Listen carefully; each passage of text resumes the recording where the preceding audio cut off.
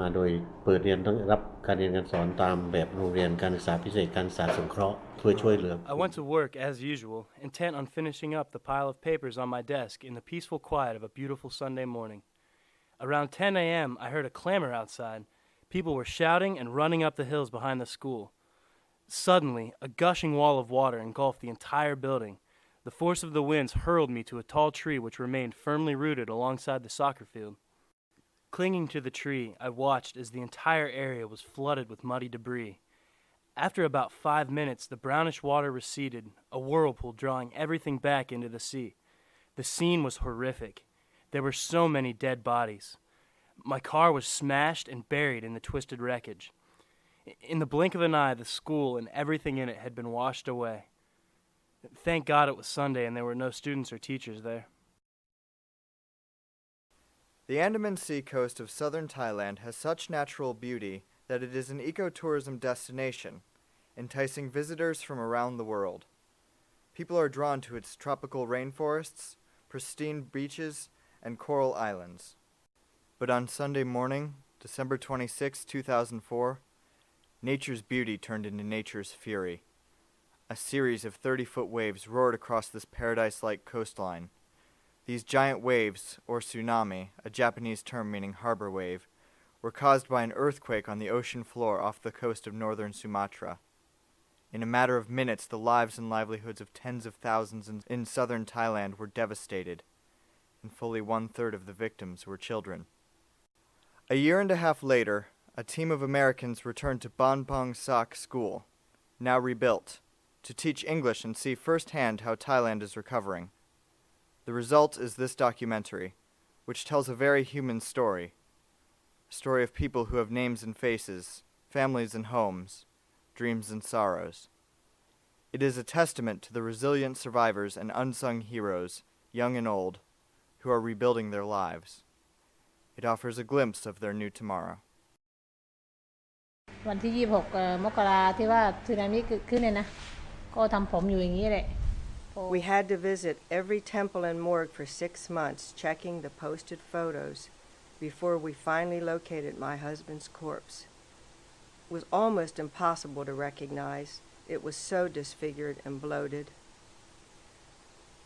I used to work in the laundry department of the Similana Hotel, but about 3 years ago I started my own business, taking in washing and ironing of the backpackers staying at the small guest houses along the beachfront. Well, now that's all gone, and I'm starting from scratch again. I used my husband's life insurance money to buy a washer and an iron, but there aren't many customers yet.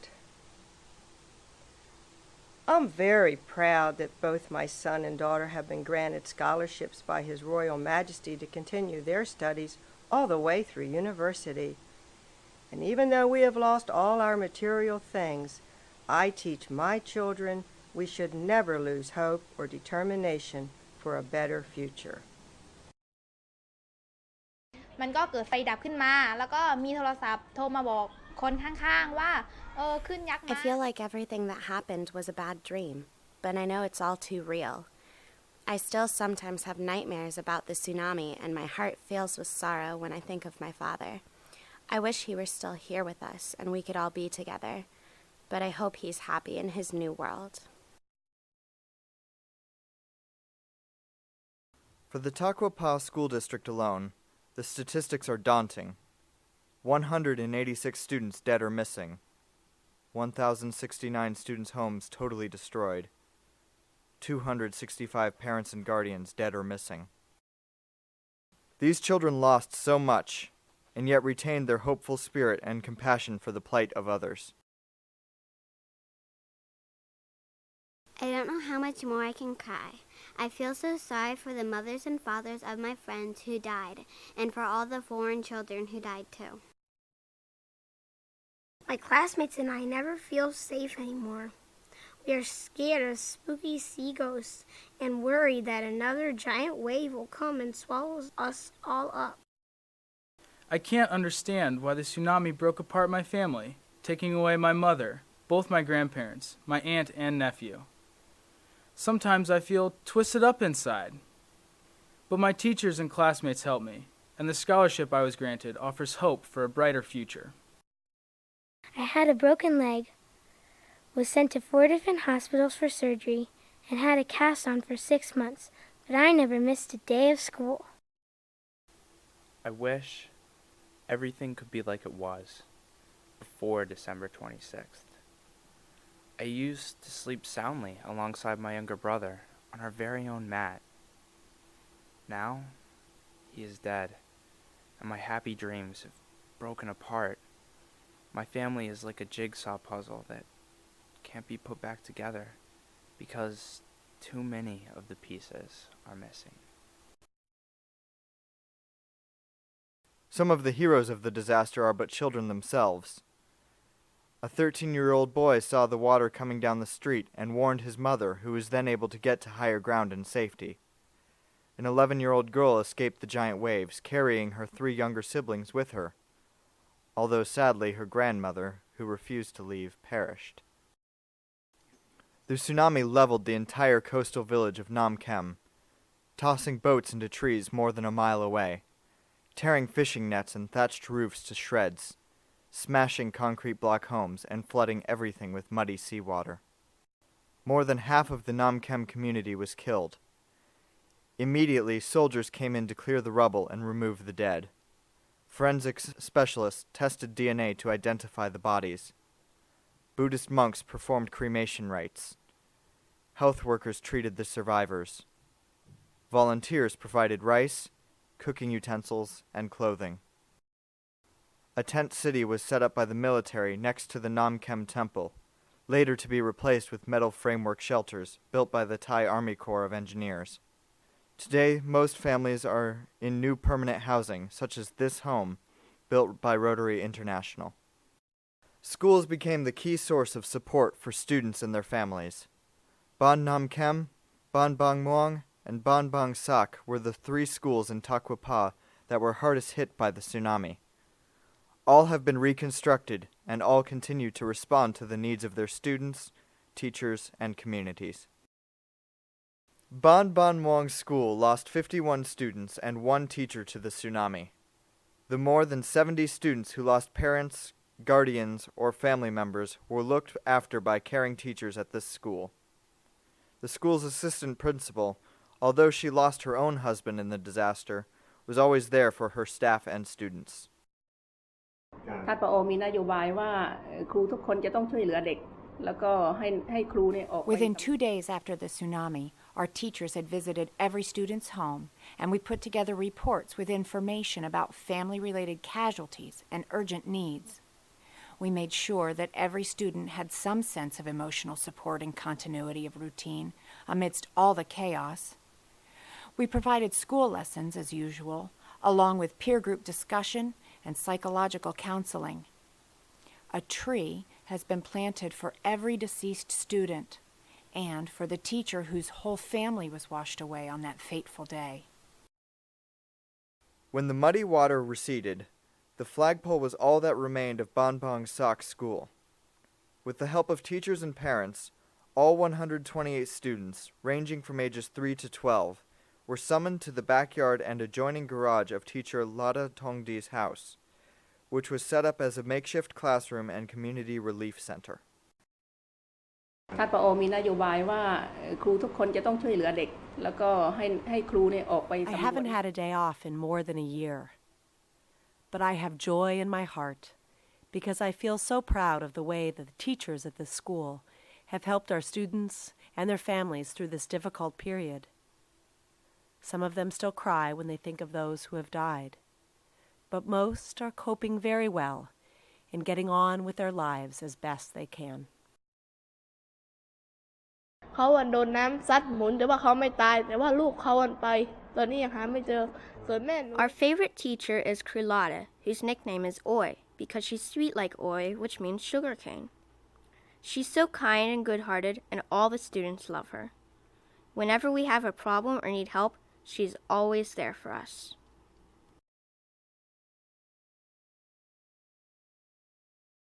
An almost overwhelming outpouring of support and volunteer assistance came from caring people throughout Thailand and other nations as well.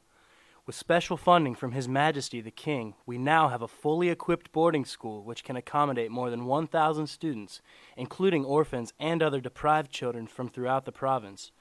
This new school will be a place where each and every child will learn to live a healthy life within warm, safe, nurturing environment.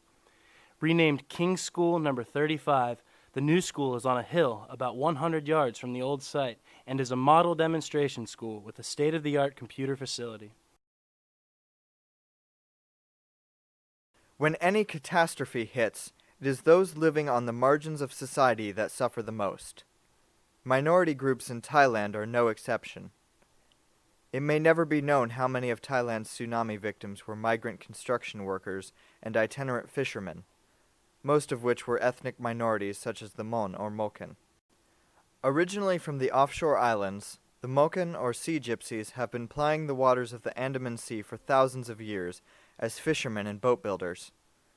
They live along the coast in woven thatch and bamboo houses built on stilts between the water level of high and low tide. Although only Thai is taught in local schools, the Moken retain their own language. They have their own word for tsunami, Laboon, and their oral stories passed down for generations contain warnings about Laboons. In the days leading up to December 26, 2004, the Moken elders on Surin Island were warned in dreams of an impending danger from the sea. Their fishermen noticed strange omens as well, such as deep-sea creatures suddenly appearing near the surface.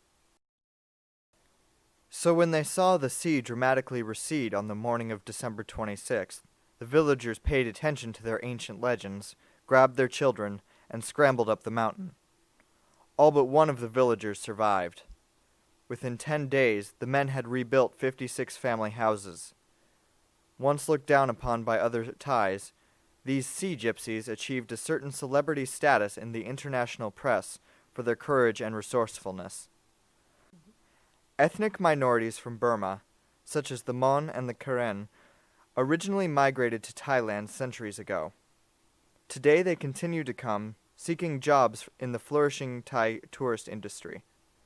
Primarily unskilled laborers, these Burmese migrant workers help to build and operate the beachfront resorts.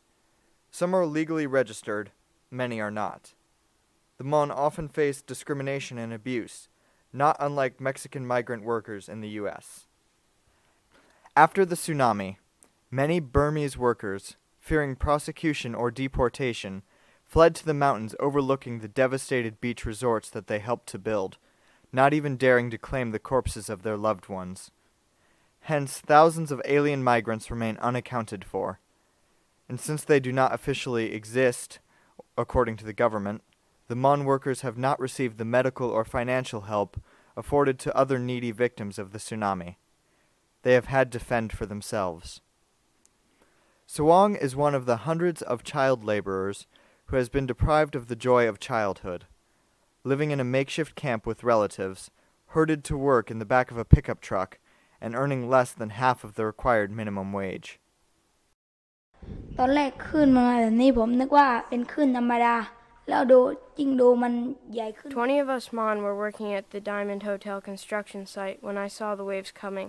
I yelled to the others, "Grip, wing, run," and led 3 toddlers to safety on higher ground. My father climbed a coconut tree before finding refuge on a thatched cabana roof, hanging on for dear life. The camp where we lived was hit by giant waves, and my mother, 2-year-old sister, and 5 other relatives were crushed under the rubble. None of us got any outside help, not as much as a grain of rice.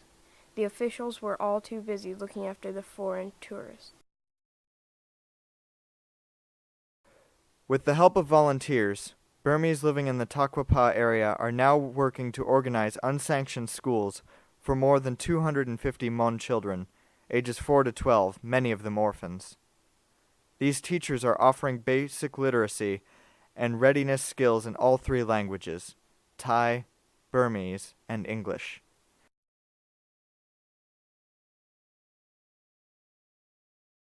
Immediately after the tsunami, Somai Chanakul, education director for the region, knew they must get accurate data in order to identify victims and obtain emergency support for families. His staff assembled a school-by-school database, which resulted in hundreds of scholarships for needy students and significant reconstruction for the hardest-hit schools. Planning for the long-term need of its children, the Education Center has taken the lead in providing training and support to the schools in 3 critical areas: ecotourism, computer skills, and English. These are the skills that will ensure a positive future for the children of Phang Nga Province.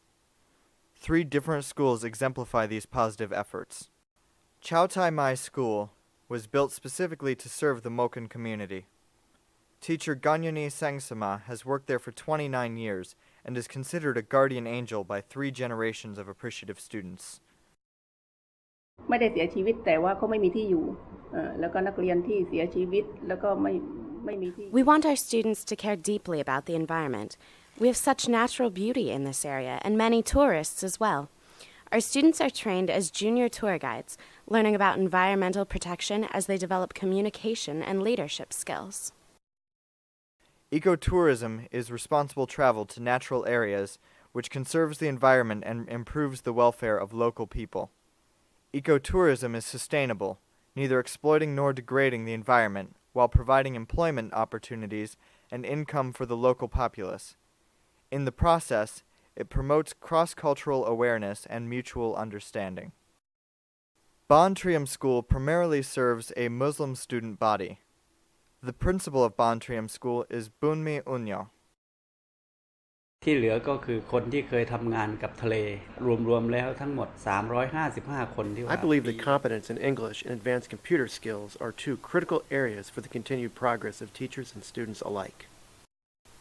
Our teachers have participated in intensive English workshops to strengthen their pronunciation, listening, and speaking abilities. Thanks to contributions from Alberta, Canada school children, we now have a computer lab and internet access. American volunteers expanded the school's computer network and presented a valuable workshop to our staff on how to prevent computer problems. Many English-speaking Thais were killed during the tsunami, and because Khao Lak is a tourist area, the ability to speak English is essential. For many students, English is their path out of poverty, hence their willingness to spend 4 weeks of their summer vacation at an English camp. The new Baan Bang Sak School was the site of the Friendship and Fun English Camp, put on by a team of retired American educators. 5 of the Americans had served as Peace Corps volunteers together in Thailand during the mid-1960s. The goals of the English camp were to strengthen the students' English language skills, especially listening and speaking, to build a feeling of community among the students, and to promote intercultural exchange, fun, and friendship. We had almost 60 students, ranging in age from 4 to 21. Since most were dealing with deep trauma and loss from the tsunami, we teachers worked hard to teach English through activities that were healing through friendship and fun. We started each morning with games and songs.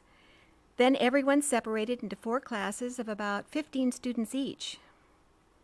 We also held special events. For example, students went to the beautiful Similana Resort where they learned about future jobs in ecotourism. Another time they made personalized jewelry using poetry beads with a variety of English words. I think we'll all remember the closing ceremony. Parents, teachers, and several provincial officials also came. After everyone was seated, the students entered into the big room dancing in a long snake-like line. They wore colorful cards to create a rainbow effect, oldest to youngest, swaying to the music "Weave Me the Sunshine" by Peter, Paul, and Mary. Our students also sang songs and presented skits using the English they had learned. Then the audience joined us in some fun games and dances. Even the usually dignified provincial education director let loose as he clucked and strutted to the far from dignified chicken dance. At the end, we were showered with loving, painstakingly handwritten notes in imperfect but poetic English. One I'll always treasure is from a student who wrote, "I am happy. You are candlelight to illuminate and give knowledge to my friends and me. Thank you very much. We love you." I write from heart.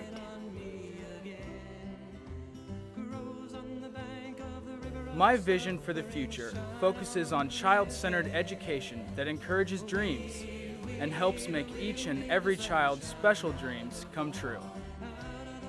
I dream of one day becoming a famous artist and writer. My favorite subject is biology. I want to be a nurse so I can take care of my family and help sick people get well. I plan to be a businesswoman creating my very own company because I do not like others telling me what I can and cannot do. I'm going to be a tour guide or maybe supervisor of reception at a 5-star hotel. I will be a psychologist, the best job in my opinion, so I can help people with serious weaknesses.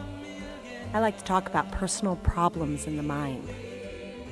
I want to be a journalist for a newspaper or a magazine to report news from all around the world. And it took them all. Journalists and artists, tour guides and business owners, nurses and psychologists, all played a part in the success story of Thailand's recovery from the worst natural disaster in modern times. Thailand's beaches are beckoning, its people are healing, and most importantly, its children are looking towards a bright future in a new tomorrow.